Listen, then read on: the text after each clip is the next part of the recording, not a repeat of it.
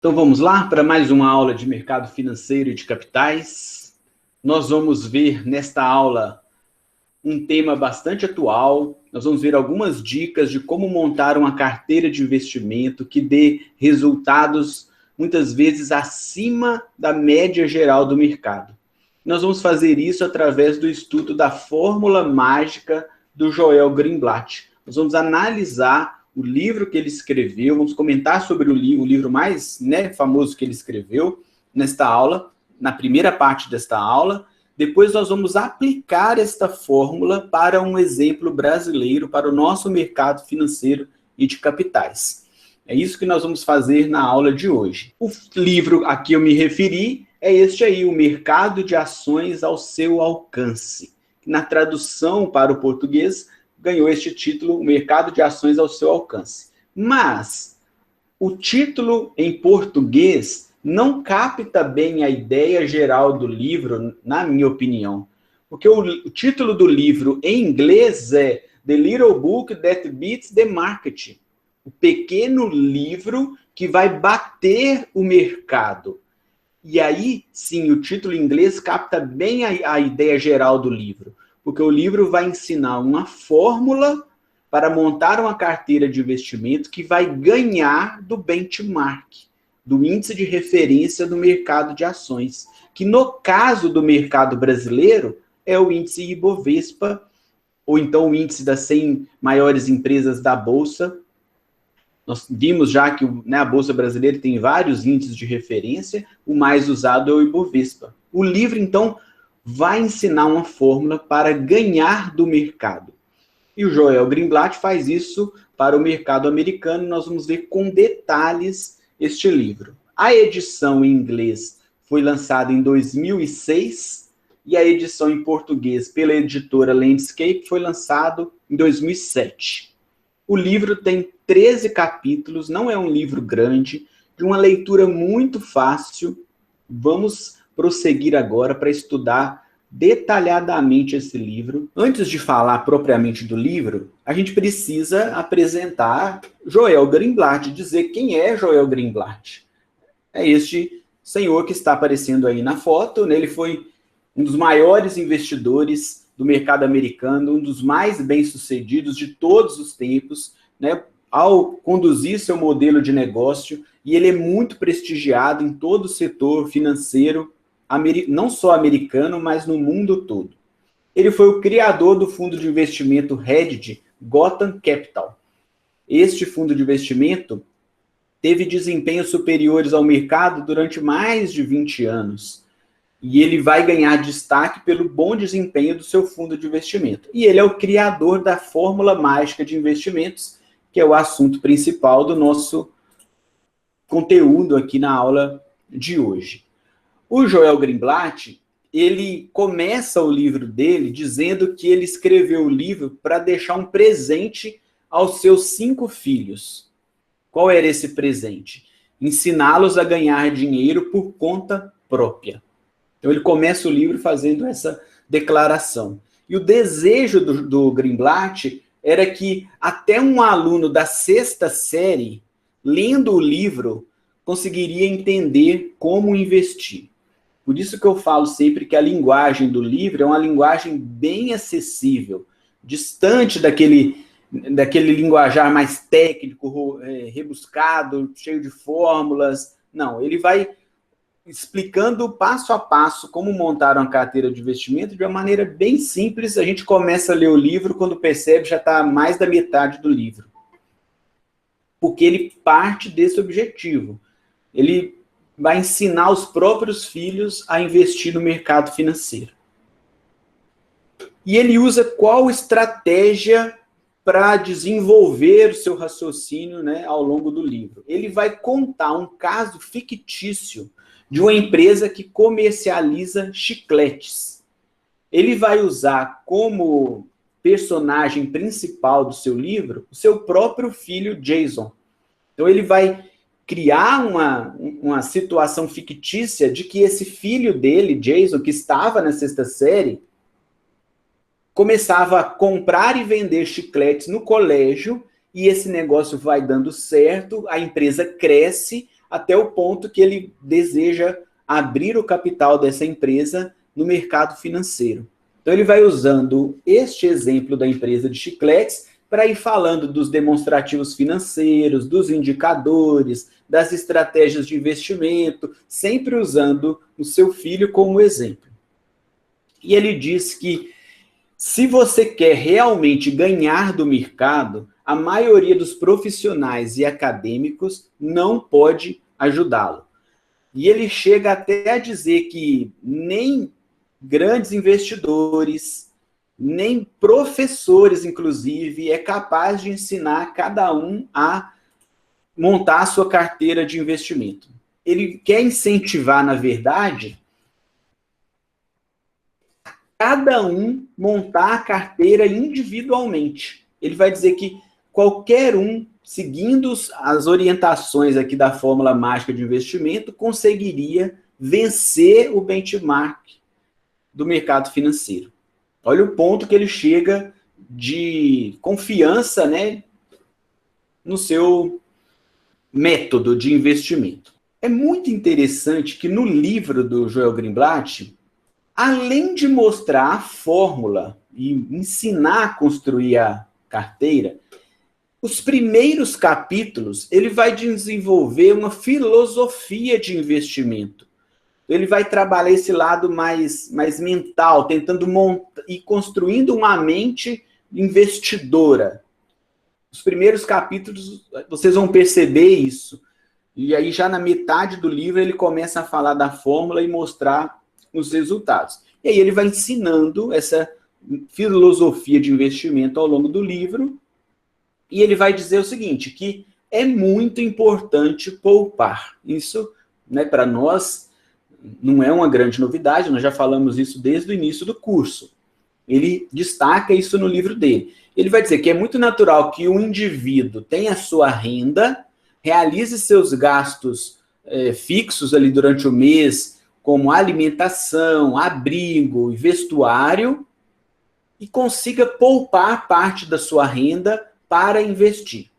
E aí ele vai dizer o seguinte, se você vai escolher fazer um investimento, claro, se você quiser ter um retorno maior, você vai ter que assumir um risco maior.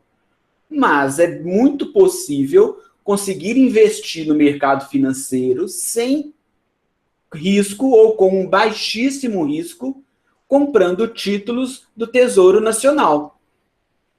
E ele vai usar o rendimento do título do Tesouro Nacional como referência para dizer se o investimento ele é melhor ou pior. Porque ele vai dizer o seguinte, o investimento que você escolher para fazer, ele tem que render, no mínimo, o que o Tesouro Nacional paga. Então, se o Tesouro Nacional está pagando 2%, ao escolher outro investimento que tenha maior risco, ele tem que dar mais que 2%, porque senão não faria sentido você assumir um risco para ganhar menos do que a renda fixa dá. Então, ele destaca a importância de poupar e vai dizer isso, tem que ganhar do Tesouro Nacional. E aí ele vai também ensinar como encarar o mercado de ações. Isso aqui é muito interessante, porque ele vai fazer alertas para investidores que são muito apressados, investidores que são impacientes, que a qualquer movimentação ruim no mercado logo já correm para vender suas ações, ou aqueles investidores que compram acompanhando a manada, né, o movimento geral de compra, sem analisar uma empresa.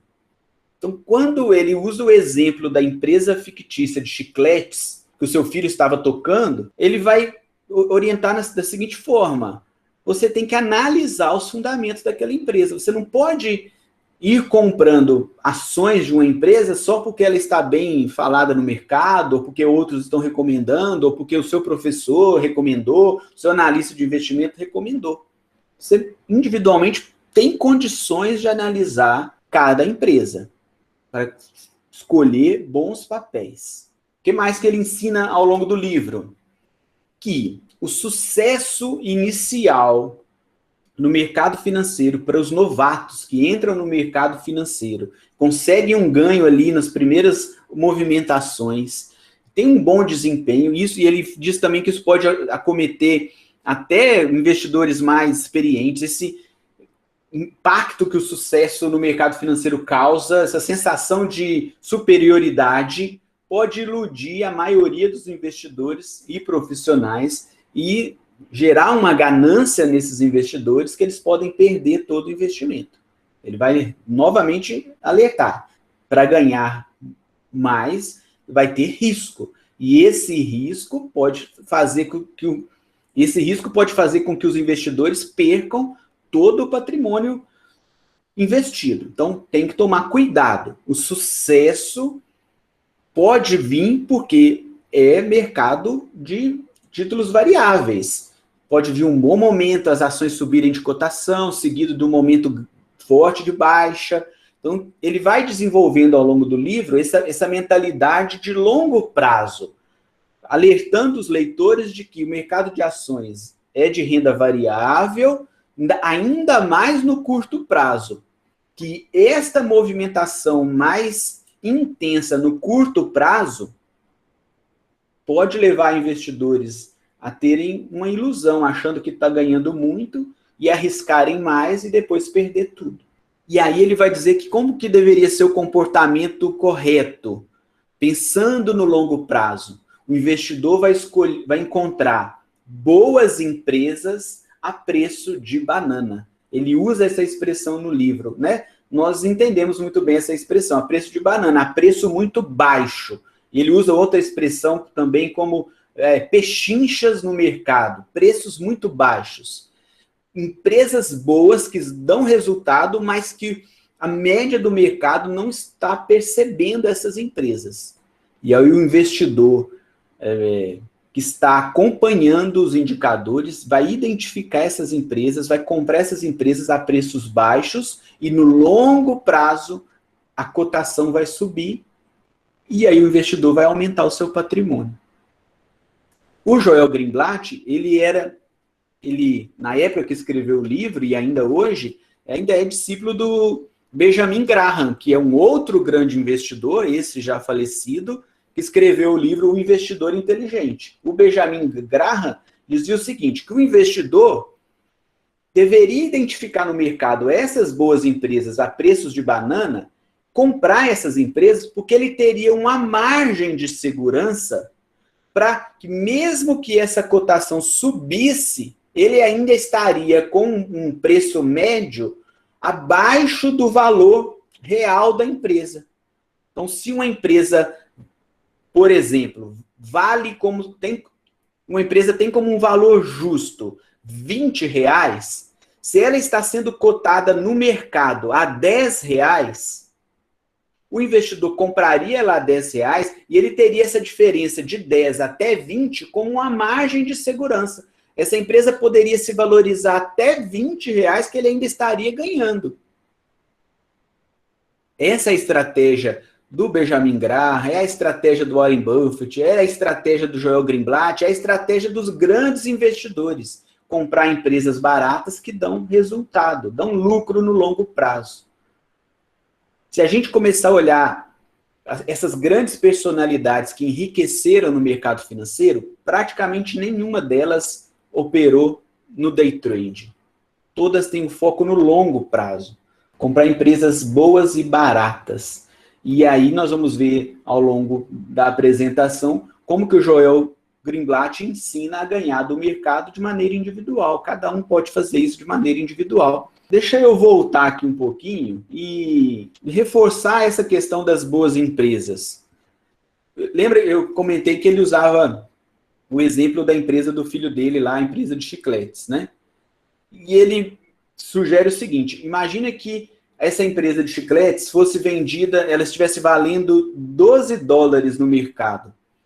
Por que que um investidor toparia pagar $15 nessa empresa, sendo que ela está valendo 12? Pode ser porque muitas pessoas estão falando da empresa, pode ser porque está saindo muitas notícias, pode ser porque o CEO da empresa é carismático e consegue movimentar as pessoas em torno dele, vender o seu produto, a marca da sua empresa, e as pessoas sem racionalidade, topam pagar R$ 15 por uma empresa, no valor de mercado, sendo que ela está valendo só 12. E ele vai dizer por que as pessoas fazem isso. E a resposta dele, me desculpe a palavra, ele vai dizer, porque as pessoas são idiotas. Isso você vai encontrar essa expressão lá no livro. Porque as pessoas são irracionais. O Joel Greenblatt conta no livro que ele faz uma experiência com os seus alunos, né? Ele dava aula em universidades, e ele faz uma experiência e pede para os alunos falarem nome de grandes empresas na Bolsa de Valores. E aí eles iam falando General Motors, ele ia falando General Electric, a IBM, empresas, né, fortes na época que ele escreveu o livro. Se fosse no dia de hoje, a gente ia falar Google, Amazon, Facebook. Se fosse no Brasil, eu poderia falar Vale, Petrobras, grandes Magazine Luiza, grandes empresas. E ele faz o seguinte exercício, pede para esses alunos falarem as empresas e ele vai olhar as cotações. E aí, ao longo de um período de 1 ano, 2 anos, ele vai mostrando o tanto que as cotações variaram muito ao longo do tempo. Por que essas ações estão variando tanto, sendo que os fundamentos das empresas não mudou? As empresas continuam operando da mesma forma, produzindo os mesmos produtos, uma melhor do que a outra em alguns momentos, mas num período de 1, 2 anos, talvez não houve uma grande alteração no processo produtivo da empresa para que justificasse aumentos tão significativos nos preços das ações. E aí ele vai dizer que as pessoas são irracionais, compram e vendem papéis sem olhar a base da empresa, sem acompanhar o desempenho do lucro dessas empresas. E aí vai ser nessa irracionalidade do mercado que vão surgir as oportunidades para aqueles que estão atentos aos fundamentos da empresa. Então, na primeira parte do livro, ele vai focar nessa filosofia de investimento. Encontrar empresas boas que dão resultados a preços de banana. E aí ele vai dizer assim, não é para ir naquelas empresas que está na moda, que todo mundo está falando dela, porque elas já estariam caras. Vamos procurar as empresas que estão baratas, que não são foco do mercado. E aí a fórmula vai consistir em identificar de maneira simples companhias listadas em bolsa que tenham alto valor e fundamentos sólidos, mas que estejam sendo negociadas a preços mais baixos no mercado. Essa é a lógica da fórmula mágica de investimentos lá do Joel Greenblatt. E aí eu vou apresentar para vocês agora como que é a fórmula. O procedimento para montar a fórmula mágica é fazer um ranking de empresas. Nós vamos ranquear as empresas a partir desses 2 indicadores. O retorno sobre o capital, que é o ROIC, que é o EBIT menos os impostos, patrimônio líquido mais o endividamento, vezes 100. Quanto maior o ROIC, melhor. O ROIC, então, vai dizer quanto que o capital está gerando para a empresa, o capital investido na empresa está dando de retorno. E o outro indicador é o indicador chamado Earnings Yields, que seria os rendimentos do lucro. O Earnings Yield, que seria o EY ali, é o EBIT dividido pelo Enterprise Value. O Enterprise Value é o valor da firma, é o valor de mercado da empresa mais o endividamento da empresa. Isso dá o valor total da empresa. Se alguém tivesse o desejo de comprar a empresa, pagaria o EV, o Enterprise Value. Então, o primeiro indicador mostra a solidez da empresa, que é o retorno sobre o capital. O segundo indicador vai mostrar a relação de lucro e valor da empresa. Esse indicador Earnings Yields, ele é o inverso daquele indicador que nós vimos na aula sobre indicadores financeiros, EV/EBIT. É o inverso dele. O EV/EBIT, quanto menor, melhor.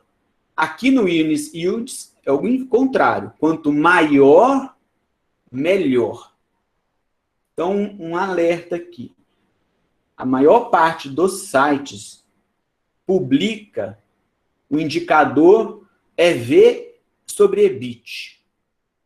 Então, a gente tem que tomar cuidado na hora de fazer o ranking. Se eu estiver usando o EV sobre o EBIT, eu tenho que listar do menor para o maior. Se a gente usar o Earnings Yields, é do maior para o menor. Nós vamos atribuir, então, rankings para as empresas de acordo com esses dois indicadores. Vamos ver os resultados do Joel Greenblatt. Ele pegou uma carteira de das 30 melhores ações na combinação ROIC e Earnings Yield. Essas 30 melhores ações foram analisadas num prazo de 17 anos. Analisadas em que sentido? Olhando o rendimento dessa carteira. Pegou a cotação dessas empresas, né, num período de 17 anos, comparou os extremos aí nesse intervalo de 17 anos. A carteira montada pela fórmula mágica teve um retorno de 30,8% ao ano. Enquanto que o mercado, isso é para o mercado americano, teve um retorno de 12,3% ao ano. Mostrando que a carteira montada pela fórmula mágica teve um resultado melhor do que o mercado. E esse resultado se repetiu independentemente do tamanho das empresas e em várias simulações de prazo.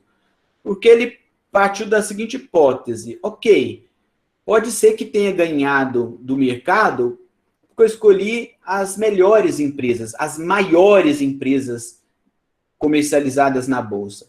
E aí ele foi fazendo outras simulações. Ao invés de pegar só as 30 melhores, ele começou expandindo essa lista, pegando as 40, as 50 e montando carteiras das 10 melhores, das 10 intermediárias, dentre as 30, as 10 piores, e foi colocando em prazos diferentes, para 5 anos, para 10 anos, para 17 anos, comparando essa carteira hipotética, formada a partir da fórmula, com a mesma carteira, com o mercado.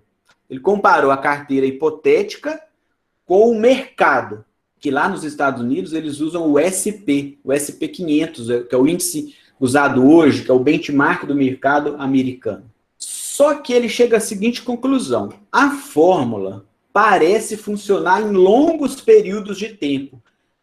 A carteira da fórmula mágica deu um resultado melhor quanto maior foi o prazo analisado. Só que a fórmula não funcionou muito bem para períodos seguidos, ano após ano. Então, talvez no primeiro ano tenha dado resultado bom, beleza. No segundo ano já não deu o resultado esperado, perdeu do mercado. No terceiro ano, perdeu do mercado, mas aí quarto, quinto, entenderam o que eu estou querendo dizer? Num período longo de 17 anos, o resultado foi positivo. Mas quando ele olha períodos curtos, há uma alternância de resultados bons e resultados ruins. Em alguns anos a carteira venceu o mercado, em outros anos a carteira perdeu do mercado. E aí ele vai dizer que este desempenho instável da carteira faz com que muitos investidores parem de usá-la, parem de usar a fórmula mágica. Começam a se sentir frustrados porque no segundo, no terceiro ano deu um resultado pior e abandonam a estratégia. E aí ele vai dizer que é aí que aqueles que mantêm a fórmula vão ganhar dinheiro. Porque esses que são movidos pela emoção vendem as ações a preços baixos.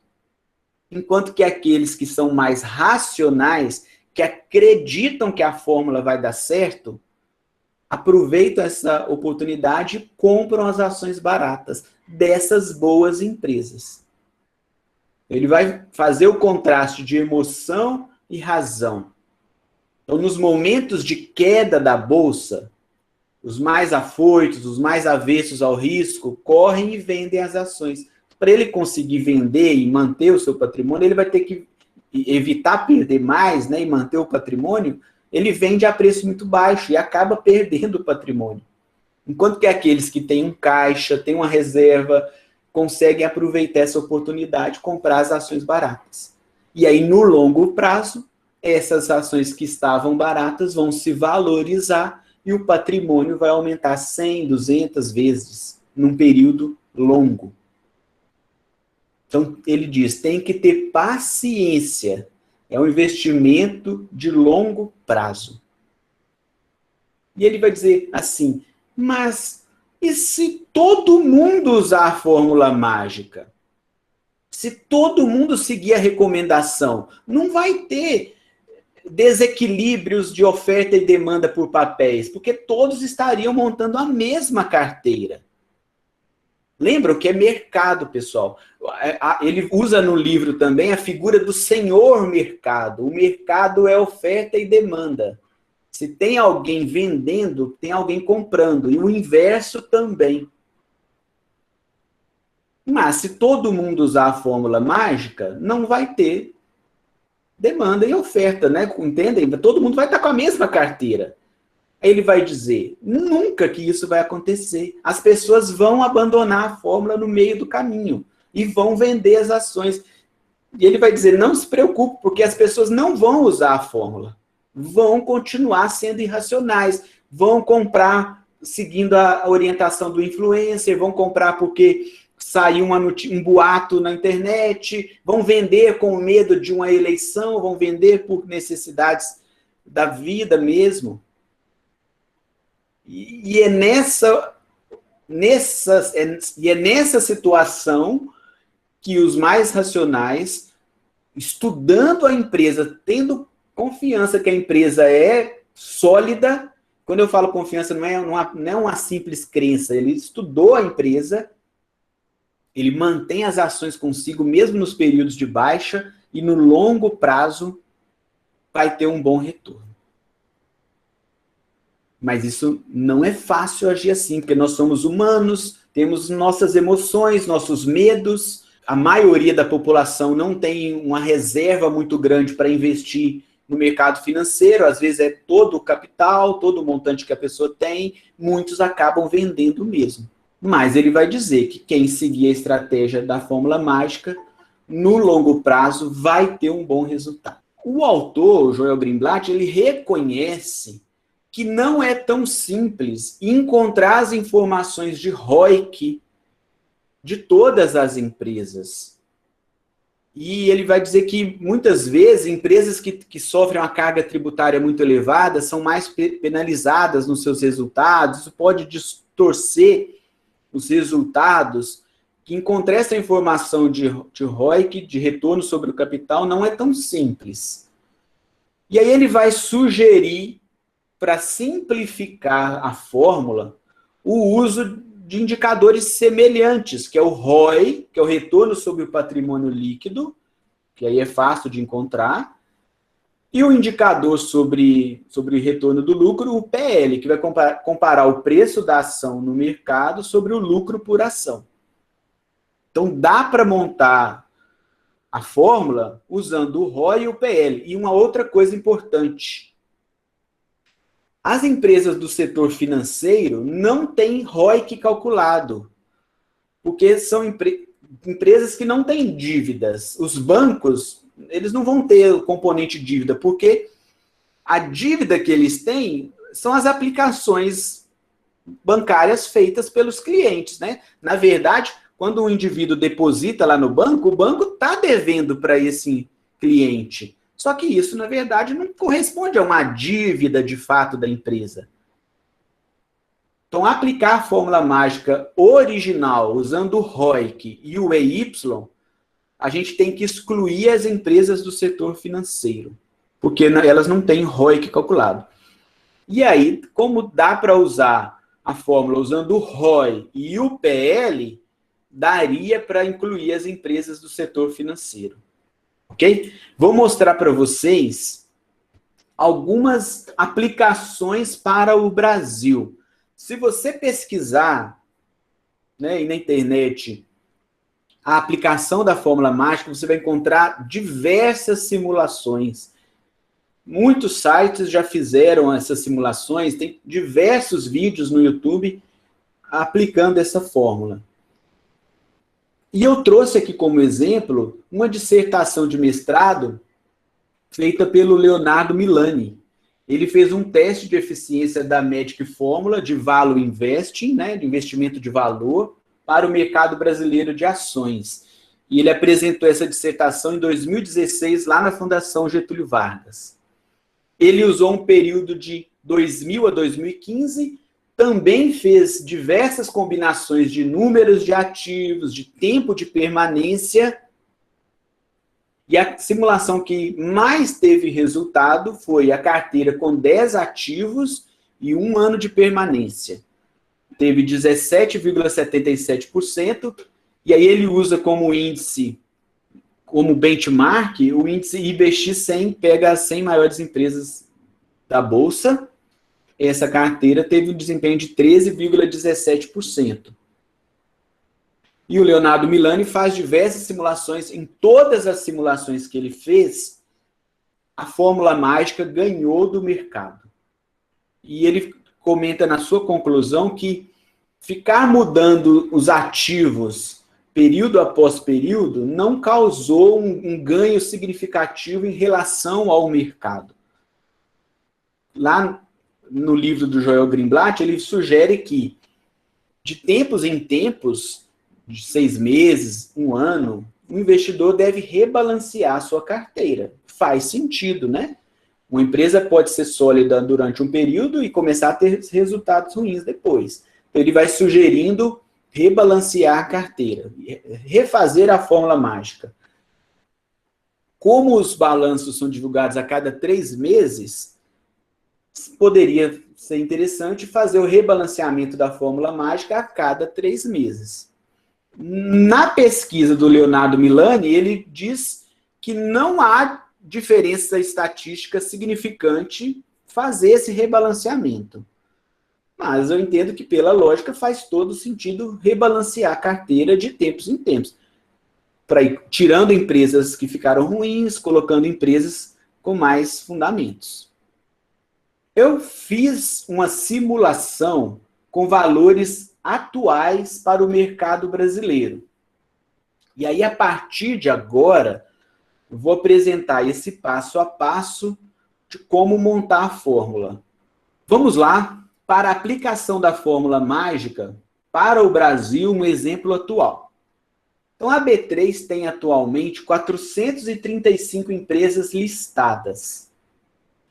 Dessas, na data de hoje, 12 de novembro de 2020,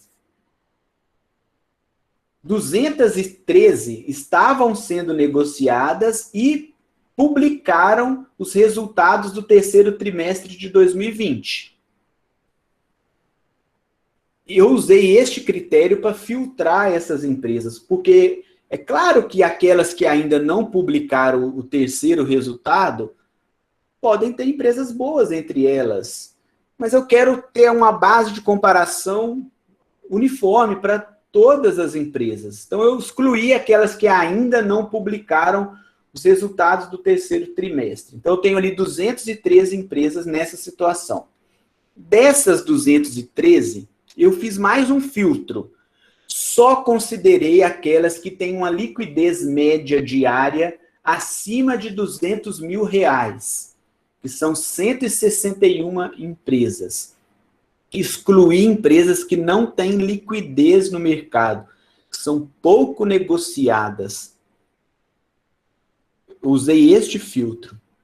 Excluí também as empresas do setor financeiro, que eu fiz a aplicação para o Brasil usando o ROIC e o Earnings Yield. Então, eu tirei as empresas do setor financeiro. E aí, fazendo esses filtros, 121 empresas apresentaram resultados positivos, tiveram lucro no período.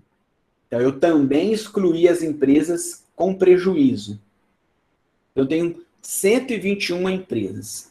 Dessas 121 empresas, eu escolhi 10 empresas para participar do teste. Quais são essas 10 empresas? As 10 melhores ranqueadas na fórmula mágica. Então, eu tenho o ranking das empresas pelo ROIC, as 10 melhores. Vou ter o ranking das empresas pelo EY, Earnings Yield. Vou somar esses dois rankings e vou criar um ranking geral. As 10 melhores empresas desse ranking foram selecionadas para eu testar se o desempenho dessas 10 empresas foi melhor que o desempenho do mercado, do benchmark, do Ibovespa. É isso que foi feito neste exemplo para aplicação para o Brasil. O Joel Greenblatt diz o seguinte: o certo seria fazer o cálculo do valuation das empresas, calcular o valor justo das empresas. Que a gente poderia calcular esse valor justo olhando o passado da empresa, olhando o seu retorno sobre o capital, olhando os indicadores e olhando o seu desempenho de lucro, desempenho de receita líquida, tentar estimar os valores para essas empresas. Só que o passado não é garantia que vai se repetir no futuro. Claro, né? E aí surge um problema. A gente teria que prever as receitas líquidas no futuro, o lucro no futuro, o preço da ação no futuro.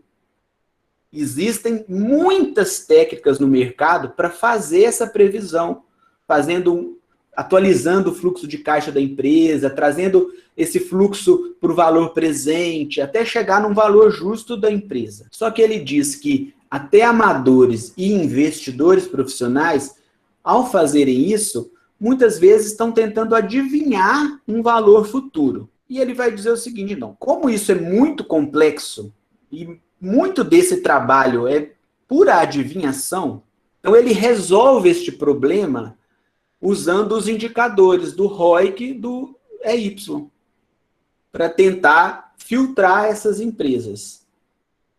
Ok? E a partir desses resultados dessas 10 empresas, quando ele compara o desempenho dessas empresas com o mercado, na maior parte dos anos, dá um resultado melhor. E que no longo prazo o resultado... Olha, eu já olhei muitos trabalhos, a maioria, vou dizer que uns 99% ganha do mercado. Então nós vimos aqui os procedimentos, os passos para filtrar as empresas.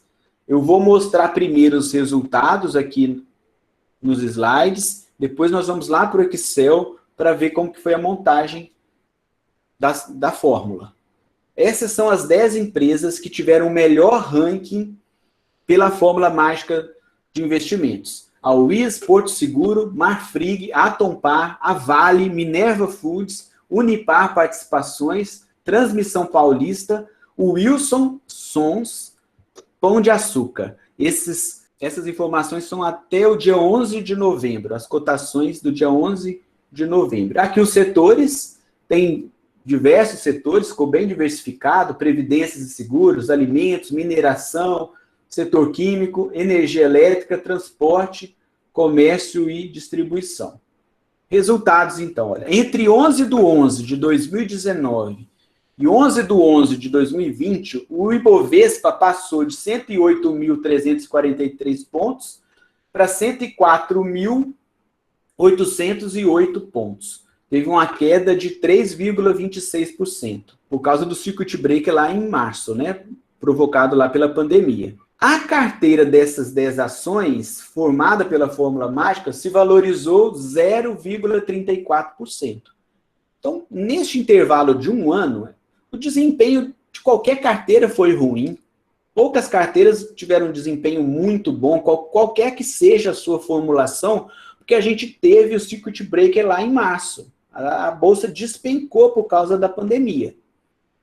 A partir desse período, ela se recupera, a gente já tem resultados bem melhores, já passou de 105 mil pontos de novo. Agora, na data do dia 11, ela estava em 104.808 pontos. Então, A fórmula mágica das 10 carteiras ali deu o resultado melhor, mesmo que a diferença foi pequena. Uma caiu 3,26, que é do mercado, fórmula mágica cresceu 0,34%. Eu expandi esse período para 2 anos, de 2018 a 2020. Antes de mostrar essa expansão no tempo, deixa eu mostrar. Vou mostrar agora a tabela dos resultados da carteira formada pela fórmula mágica. A UIS caiu 15%, a Porto Seguro caiu 12%, não vou ler toda a tabela, Marfrig, Atompar, o desempenho de cada uma das ações. A carteira deu 0,34%, o Ibovespa caiu 3,26%. Então, como é que eu faço essa variação? Olha a cotação em cada um dos dias, calcula a taxa de variação. Valor final menos o valor inicial sobre o valor inicial vai dar a variação. E a variação da carteira? Você soma todos os valores da carteira, pega os valores totais. Quanto que foi investido no total dos ativos? Calcula a taxa de variação deste total. Mas aí eu expandi o período para 2 anos. E aí o resultado já não foi tão bom. Pegando de 12 de novembro de 2018 a 11 de novembro de 2020, o Ibovespa passou de 85.524 pontos para 104.808 pontos. Então teve um aumento de 22,55%. E aí, neste período, a carteira das 10 ações formada pela fórmula mágica se valorizou 1,73%. Nós fizemos de 2019 para 2020, a carteira da fórmula mágica ganhou. De 2018 para 2020, o mercado ganhou.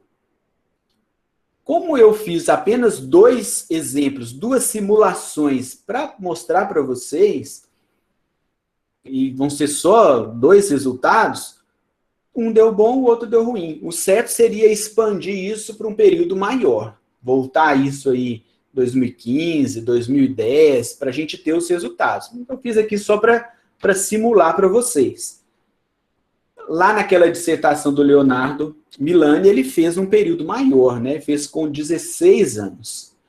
E ele conseguiu mostrar que a fórmula mágica deu resultado. Que é isso que o Joel Greenblatt fala no livro dele. Para períodos longos, a fórmula é eficiente. Mesmo que intervalos menores tenha resultados negativos.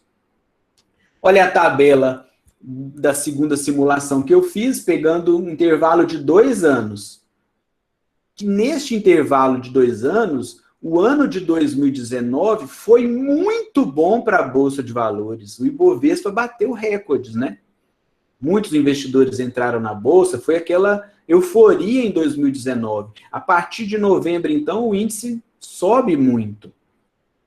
Então, é natural que o Ibovespa ali tenha um bom resultado. Já a carteira aí não, aí teve um resultado bem menor. Então, a fórmula não dá certo, não é isso.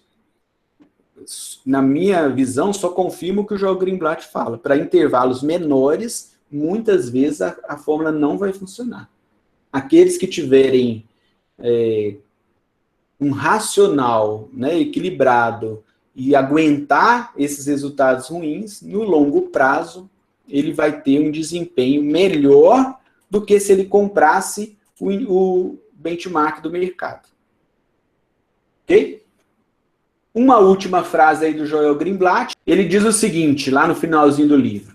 Se você verdadeiramente compreende o negócio do qual é dono e tem alto grau de confiança em suas estimativas de rendimentos, ser dono de 8 a 5 ações a preço de pechincha de diferentes ramos pode ser uma estratégia de investimentos segura e efetiva. Então, comprar empresas boas no mercado, que dão resultado, que são sólidas, você conhece a empresa.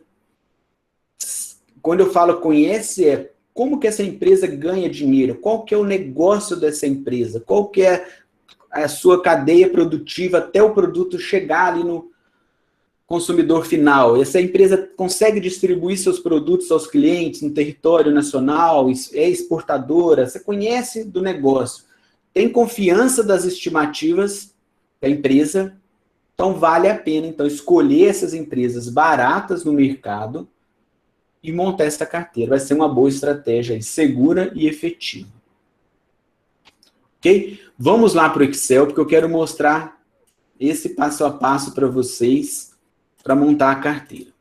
Antes de levar ali para o Excel, na verdade, deixa eu mostrar 2 sites para fazer esse trabalho. Olha, primeiro site é o site Fundamentos, já mostrei isso aqui para vocês várias vezes. Vai aqui em busca avançada por empresas, no canto superior do site. Lá embaixo você vai marcar as empresas que foram negociadas nos últimos 2 meses, marca as empresas que divulgaram o último balanço do trimestre, né? Os últimos resultados. Como a gente vai fazer a simulação usando o ROIC, já filtra aqui as empresas pelo ROIC.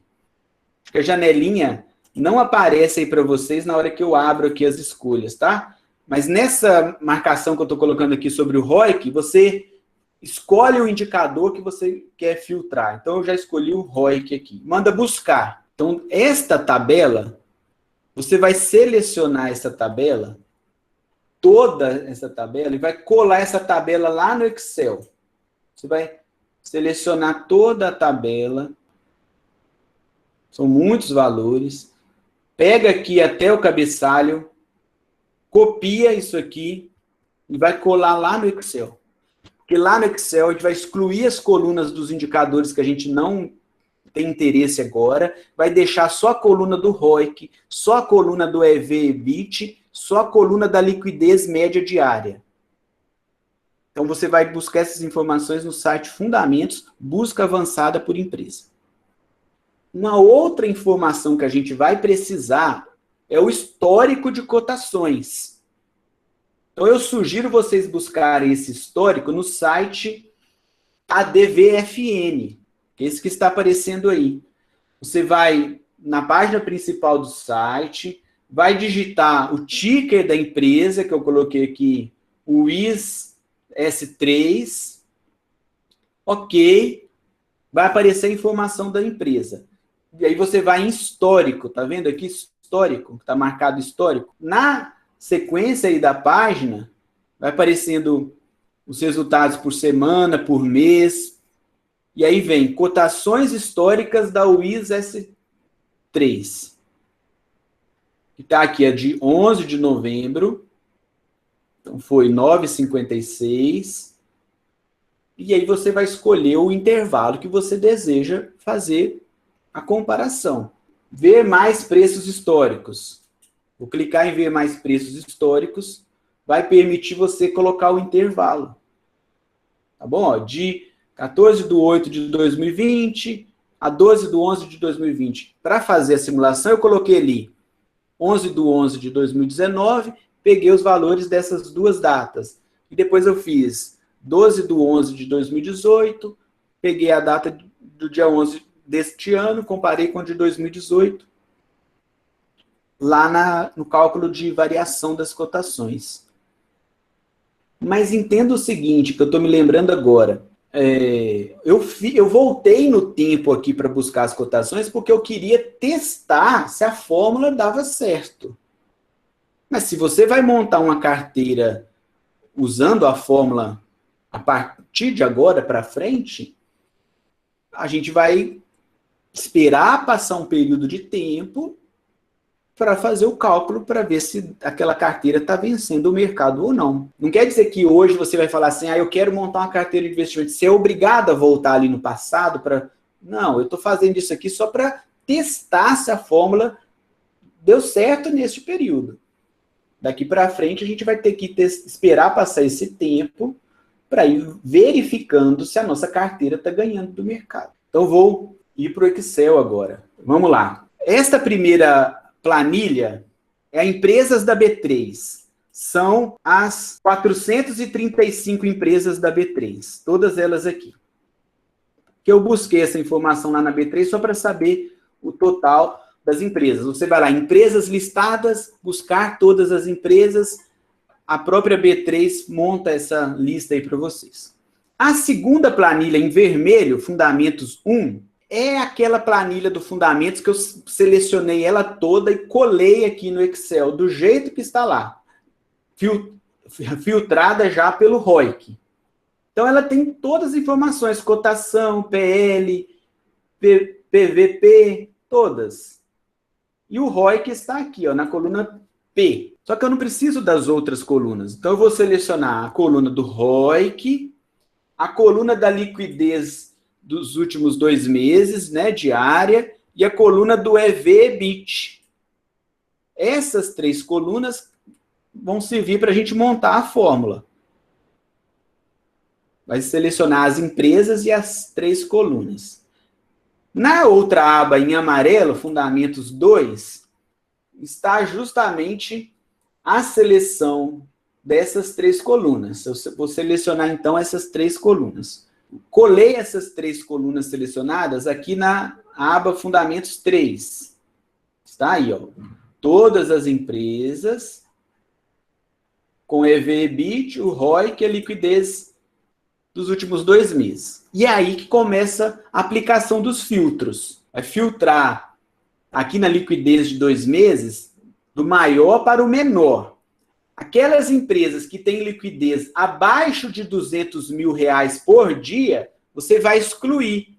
Aqui eu estou mostrando para vocês, eu já excluí. Eu vou fazer para mostrar para vocês, mas acho que todo mundo entendeu, né? Eu vou pegar aqui da liquidez média diária, do papel, liquidez dos 2 meses, vou aplicar aqui um filtro, ranquear do maior para o menor liquidez, e as que têm menos de R$200 mil comercializados por dia, em média, nos últimos 2 meses, eu vou excluir. Só vou considerar empresas que têm liquidez no mercado. Aqui eu fiz só com a coluna da liquidez, mas vocês sabem que tem que fazer essa exclusão já com as colunas do EV/EBIT, já com a coluna do ROIC, você já eliminar as empresas com menos liquidez, tá? Foi o que eu fiz aqui. Nessa planilha Fundamentos 3, estavam todas as empresas da B3. Eu excluí todas que tinham ROIC negativo e EV/EBIT negativo, porque estava dando prejuízo, e excluí todas com liquidez abaixo de R$200 mil por dia. Sobraram essas 121 empresas. Foram com essas empresas que eu calculei a fórmula. Só que o site Fundamentos fornece a informação EV/EBIT. O Joel Greenblatt usa o EBIT sobre o EV, o Earnings Yield. Que para o Earnings Yield é do maior para o menor. Então daria na mesma ranquear esse indicador do maior para o menor usando o EBIT sobre o EV, com usar o EV sobre o EBIT do menor para o maior. Daria na mesma. Para seguir do jeito que o Joel Greenblatt fez, eu inverti esse indicador da coluna B, que é o EV sobre o EBIT, eu inverti para ficar igual à fórmula do Joel Greenblatt. Eu usei EBIT sobre EV. E eu gerei essa coluna E dividindo 1 pelo resultado da coluna B. Esse 0,208 é 1 dividido por 481 lá do EBIT, do EV/EBIT da Vale. Então, eu vou fazer aqui para vocês verem. Ó. É 1 dividido por 4,81. Olha lá, dá 0,2079. Eu deixei ali com 3 casas depois da vírgula. Entenderam, pessoal? Se você quiser usar o próprio indicador que o site Fundamentos fornece, você vai ter que ranquear as empresas do menor para o maior valor. acho que fica até mais fácil. Como eu quis fazer igual o Joel Greenblatt fez, eu inverti o resultado do indicador aí da coluna B. Entenderam isso? Então, eu estou usando o EBIT sobre o EV. Aí eu vou usar do maior para o menor. Ok? Vamos ver, então, a montagem da fórmula. Olha, esta planilha aí, fórmula 1, seria o primeiro passo aqui da fórmula, é a mesma planilha que estava ali na Fundamentos 3, em azul, mas eu inseri outras colunas para colocar os rankings. Então, vamos pelo ROIC.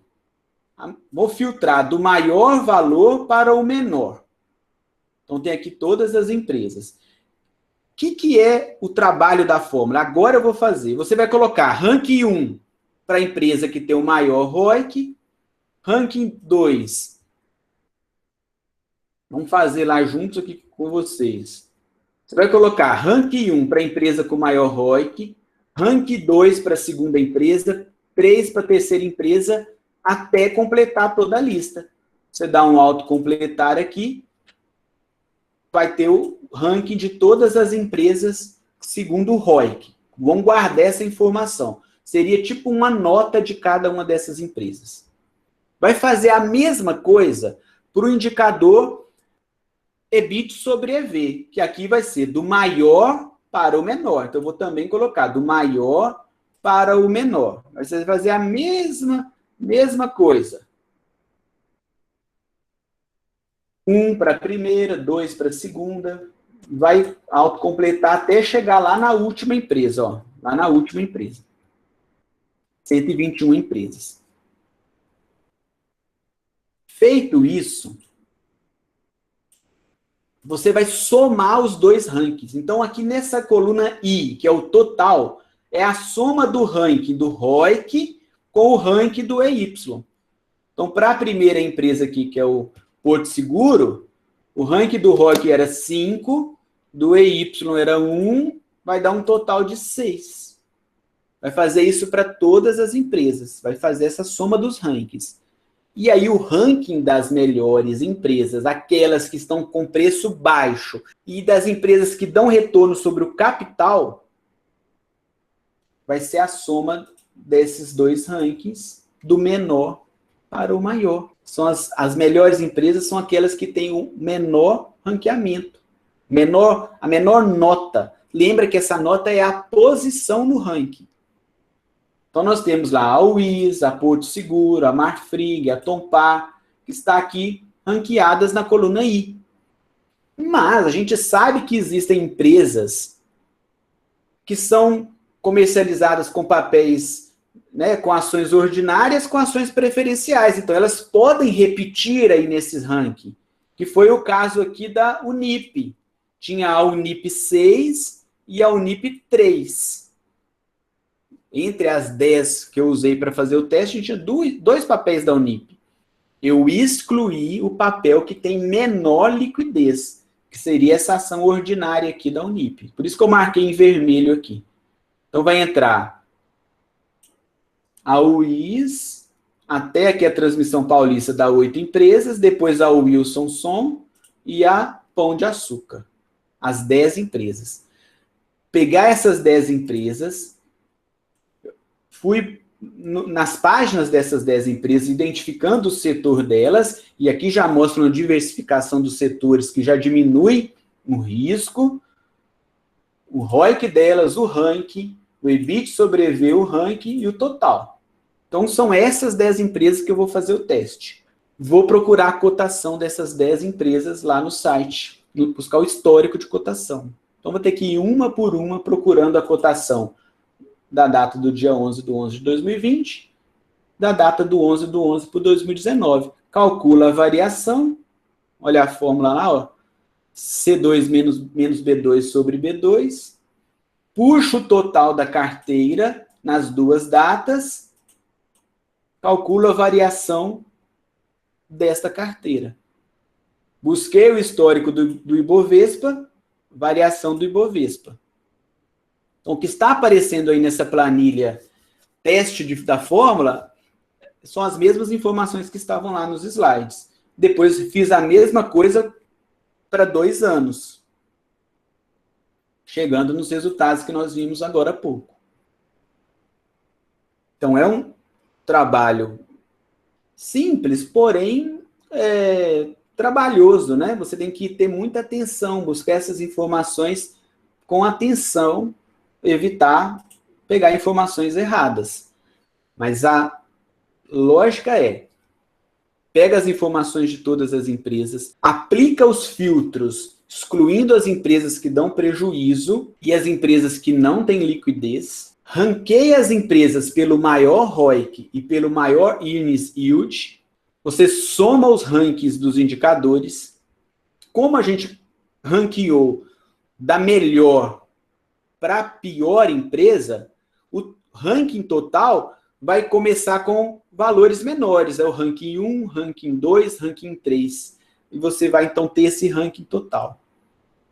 Segundo a fórmula mágica do Joel Greenblatt, uma carteira formada com essas empresas melhores ranqueadas na soma desses indicadores vão ter um resultado melhor do que o benchmark do mercado financeiro, que no nosso caso do Brasil é o Ibovespa. Assim é a fórmula mágica do Joel Greenblatt. E aí eu termino a minha apresentação aqui sobre essa técnica de investimento. É um investimento de valor. Buscar empresas boas no mercado, com potencial de valorização, mas que elas estão talvez esquecidas pelo senhor mercado, como o Joel Greenblatt diz. Elas estão sendo comercializadas a preços baixos. Aí está a oportunidade de, no longo prazo, ter ganhos superiores à média do mercado.